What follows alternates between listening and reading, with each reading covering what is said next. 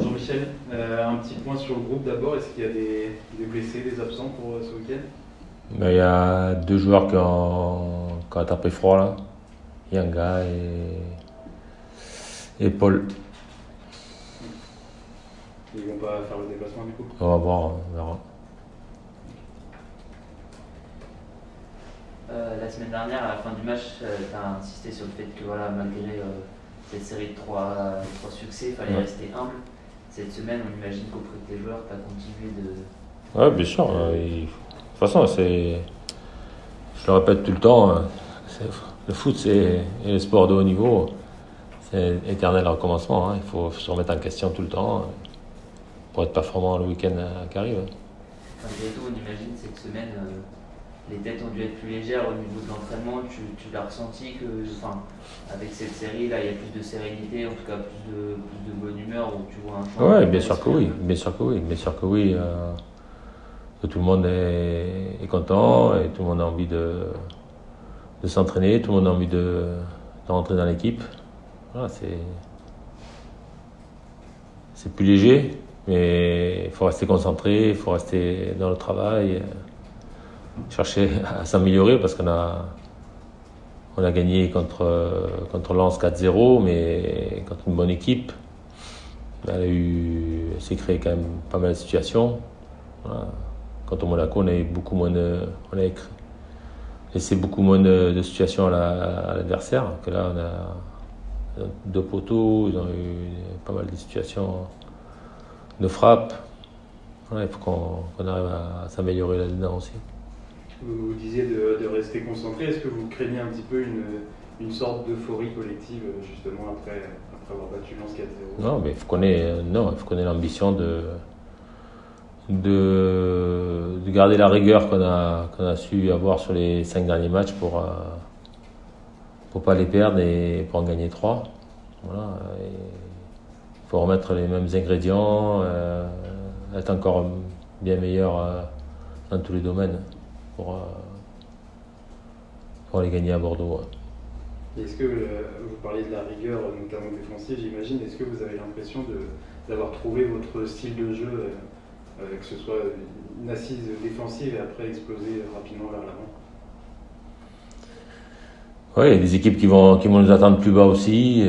À nous de bien utiliser le ballon aussi quand on l'aura, en gardant un bon équilibre quand on va perdre le ballon et les retours défensifs qui vont être très importants aussi parce que on ne sait pas comment un match va se dérouler et ce que l'adversaire va nous proposer en face de nous. Parce que la semaine dernière, vous insistiez aussi sur l'efficacité des transitions. Vous aviez été très juste dans les transitions vers l'avant, notamment grâce à Romain. Vous pensez que ça sera encore une clé du match là dimanche, ces transitions, la justesse et la rapidité? Par les Romains, oui, il y a eu Romain, il y a Franck qui a déclenché beaucoup, il y a Doiron aussi. Voilà, c'est notre collectif qu'il faut qu'il continue à être performant pour que certaines individualités ressortent. Ça, c'est dans toutes les équipes. Et Bordeaux, c'est un concurrent direct au niveau du classement. Comment vous abordez ce match justement? On l'aborde avec beaucoup de sérieux. Il faut qu'on l'aborde avec beaucoup de sérieux et il faut toujours respecter les adversaires qu'on a en face de nous. Après, il y a toujours, je vous le dis tous les week-ends, un rapport de force qu'il va y avoir sur le match. À nous de le gagner. Là, vous avez enchaîné 3 succès, donc 2 quand même contre des équipes qui jouent plutôt le haut de tableau avec Lens et Monaco. On peut même remettre le nul aussi contre Lille dans la balance. Et dans le même temps, vous avez par exemple perdu avant contre Metz. Est-ce que vous avez l'impression que finalement vos joueurs ils sont un peu plus transcendés ou ils ont voulu encore plus se montrer contre entre guillemets les gros du championnat? Non, je pense pas. Peut-être que la concentration elle est différente, l'approche du match elle est différente, mais après c'est toujours le contenu qu'on met dans un match qui fait la différence. C'est pour ça que le week-end dernier j'ai insisté qu'il fallait rester les pieds sur terre et travailler, continuer à travailler collectivement, on l'a vu cette semaine sur la match de Coupe d'Europe, hein, quand une équipe elle défend l'infériorité, c'est compliqué. Ouais, donc là, c'est vrai que finalement, vous allez peut-être se rencontrer peut-être avec Bordeaux et Saint-Etienne, comme vous disiez aussi, des équipes de, entre guillemets, votre championnat. Et c'est peut-être finalement là que, selon vous, c'est peut-être... Si on veut les laisser à distance et accentuer des points supplémentaires pour nous, il va falloir gagner ou ne pas les perdre. Les Girondins ont inscrit 8 buts sur les 3 derniers matchs. Est-ce que ça va faire de votre défense le cœur de votre système, la clé du match? Non, du tout. On ne démarre pas un match chaque fois pour dire on va faire que défendre. Non, c'est être bien organisé pour pouvoir bien attaquer. Et eux, ils ont, comme vous l'avez dit, ils marquent beaucoup de buts aussi, mais ils en prennent beaucoup aussi. À nous de bien juguler les deux.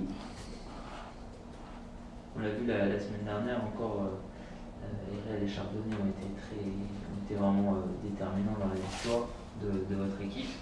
Un mot peut-être juste sur Christophe qui selon vous là est revenu vraiment à son top, où il y a encore une marge de progression.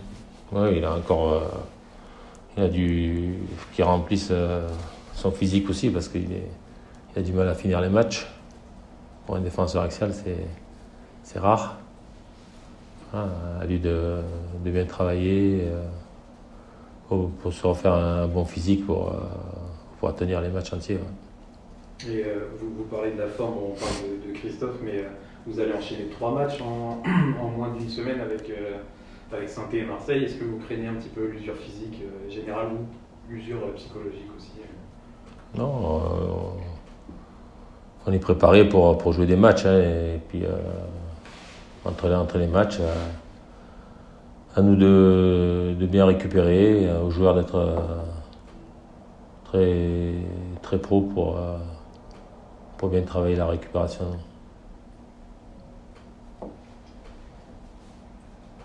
Je fais un petit aparté comme la semaine dernière, on prépare un petit sujet sur les 80 ans d'Aimé Jacquet. Vous l'avez eu comme entraîneur à Montpellier. Ouais.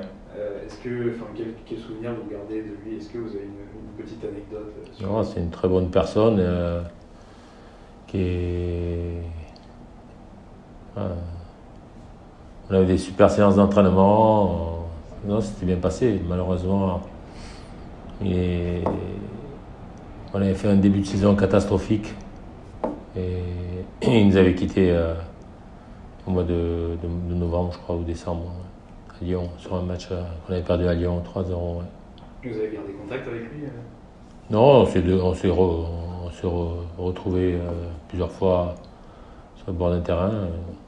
Non, très très bonne personne.